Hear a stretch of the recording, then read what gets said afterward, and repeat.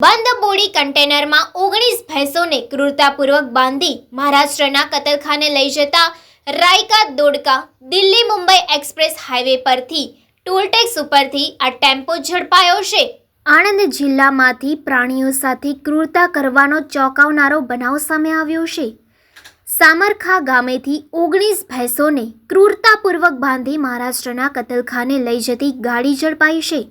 મળેલ માહિતી મુજબ આણંદ જિલ્લાના સામરખા ગામેથી એક બંધ બોડી કન્ટેનરમાં 19 ભેંસોને ગેરકાયદેસર રીતે અને અમાનવીય હાલતમાં બાંધી મહારાષ્ટ્ર તરફ લઈ જવામાં આવી રહી હતી। દિલ્હી મુંબઈ એક્સપ્રેસ હાઈવે પર રાયકા દોડકા ટોલ ટેક્સ નજીક ચેકિંગ દરમિયાન શંકાસ્પદ કન્ટેનરને અટકાવવામાં આવ્યો હતો।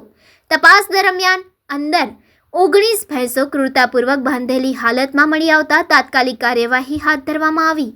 આ મામલે ભાદરવા પોલીસ સ્ટેશન ખાતે પ્રાણીઓ પર ક્રૂરતા અને સંબંધિત કલમો હેઠળ ફરિયાદ નોંધાઈ છે। પોલીસે ડ્રાઈવર અને સંડોવાયેલા વ્યક્તિઓની પૂછપરછ શરૂ કરી છે અને આગળની કાનૂની કાર્યવાહી હાથ ધરી છે।